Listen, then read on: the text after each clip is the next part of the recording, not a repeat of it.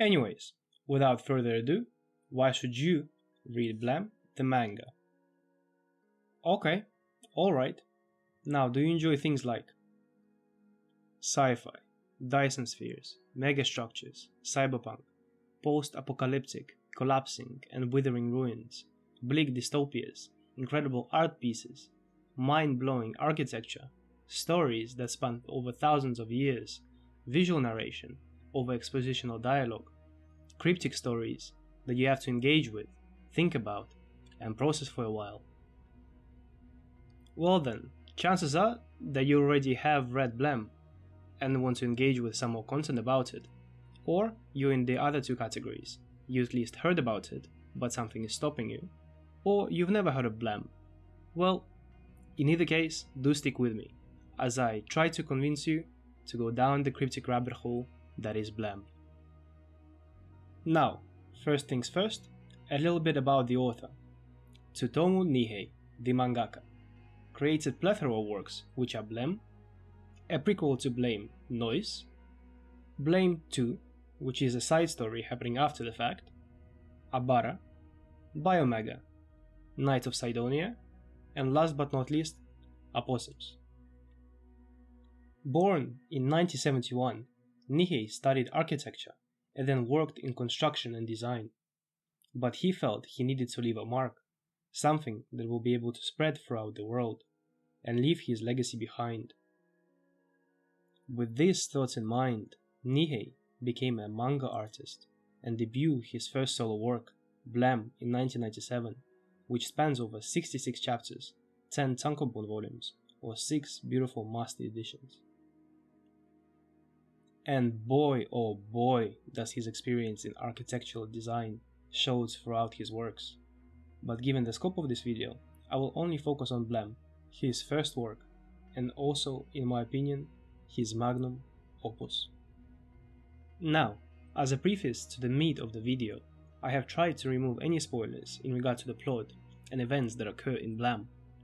However, some basic and minor spoilers in regard to the concepts and the explanations are present.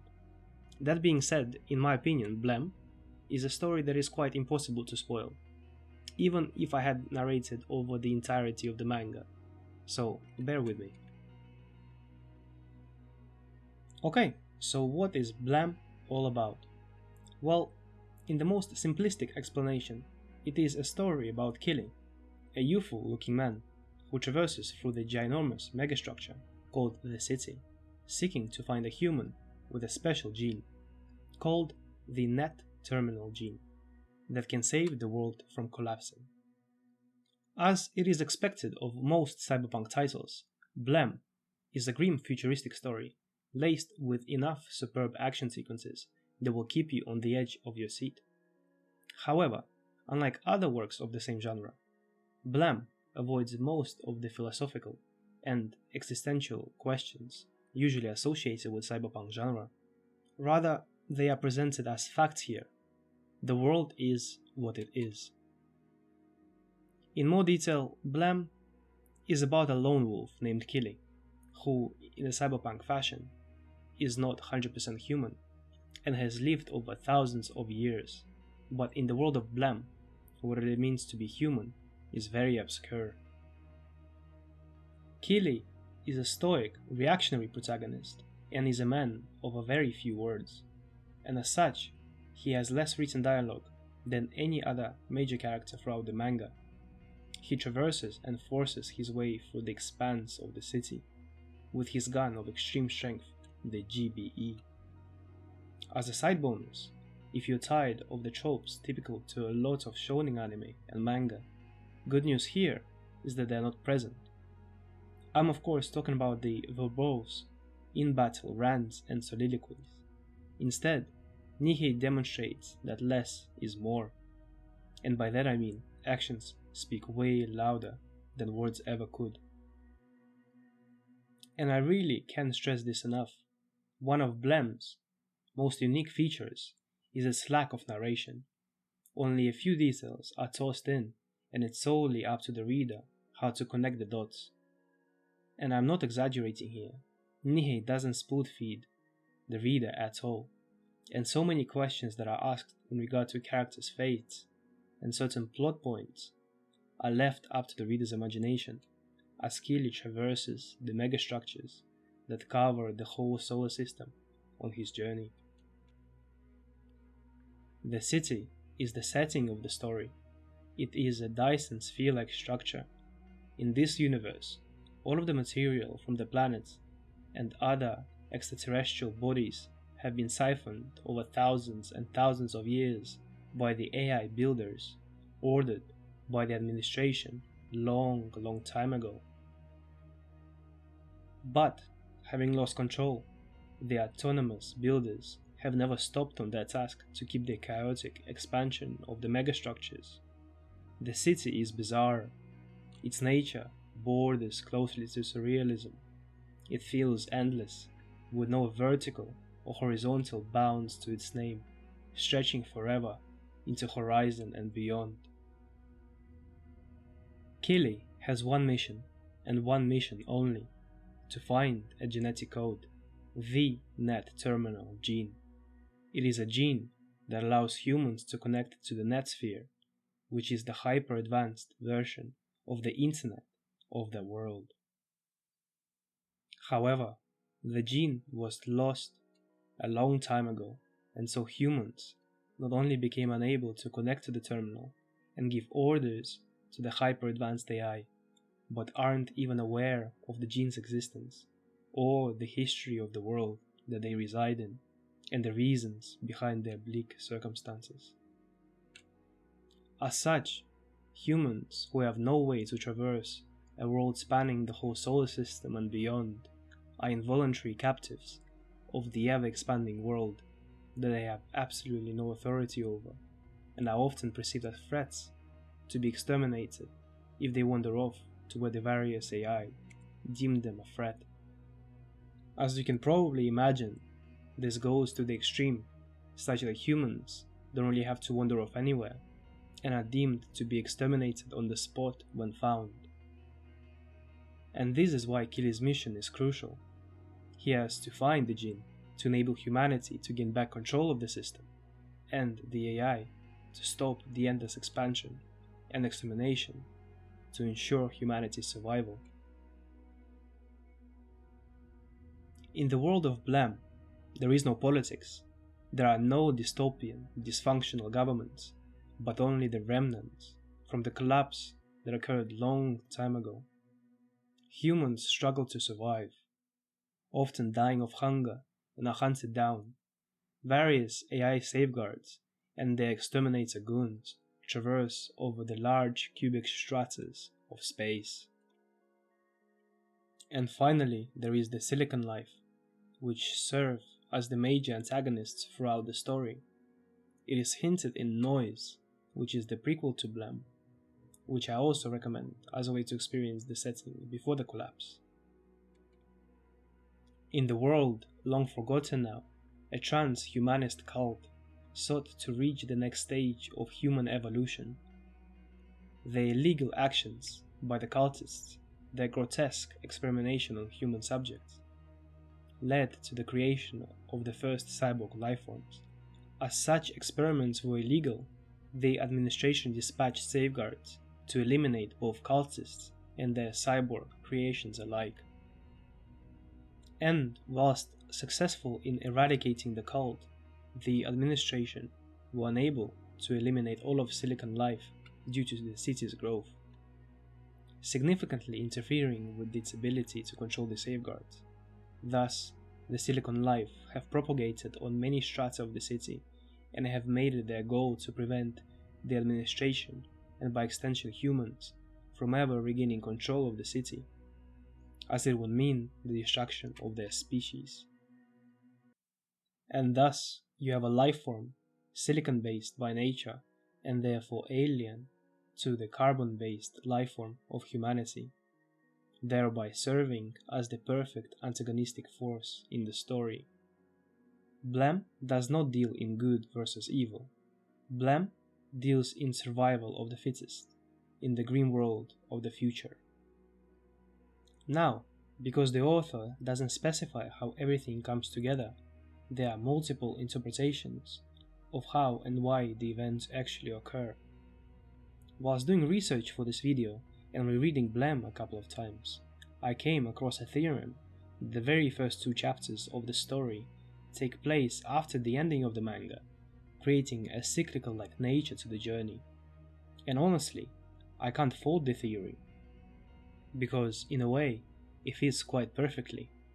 Of course, that is if you wanted to, as the puzzle-like nature of the story allows for such and many other interpretations. Killy's journey almost seems to parallel the city itself in having endless variety of possibilities, and readers' imaginations are given platitude of room and materials to roam freely and do as they wish. And that is the beauty of Blam. Now, of course, whether this is a good thing or a bad thing would depend on the reader and their attitude towards open-ended narrative and endings alike. In between the chapters, years can go by, even though you personally have just flipped through a single page. It almost feels like in between these chapters there were stories that were left untold, characters that Kille has met off-screen, and this will be forever left unknown, only existing within you as you find yourself looking at a small glimpse that Nihei allowed you to experience.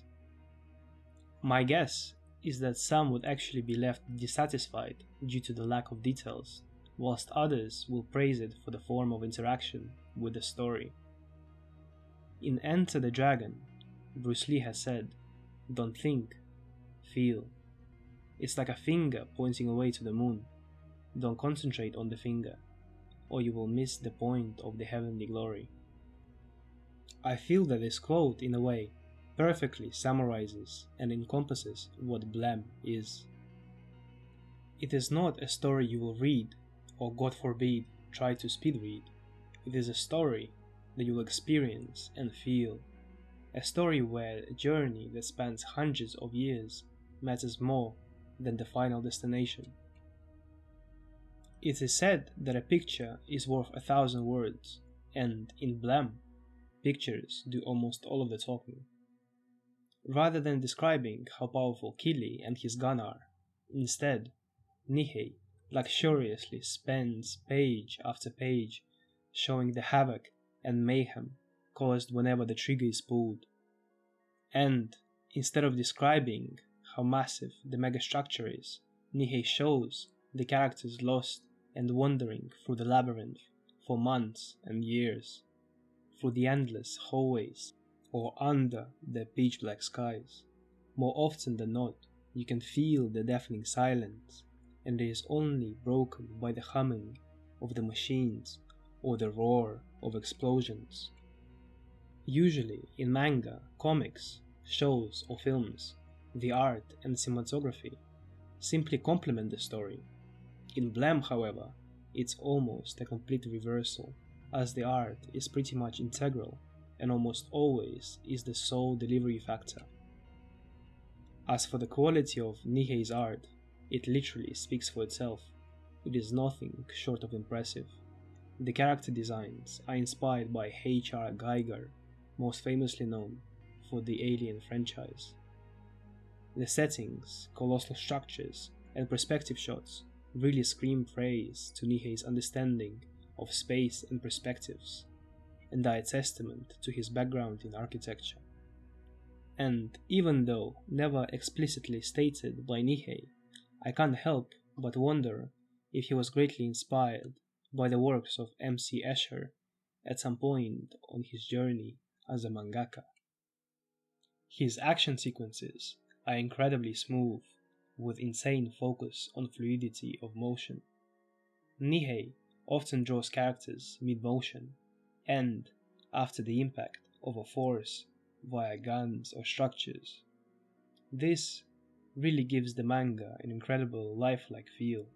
To me, it really feels almost as if the steel panels are moving in an animated-like fashion, which drove me hungry to go through the panels, one after the other. Blam is really a one-of-a-kind manga out there. It has incredible, straightforward action, extraordinary beautiful art, and some grey matter exercise, all at the very same time. In this video, I hope I was able to get through to you on what Blam has to offer, and why you should read it. It is definitely amongst my top 9 favorite manga of all time, and I hope you were convinced to at least give it a try. As a side bonus, there is a Netflix animated movie that came out in 2017 that you can watch if you would like some more Blam.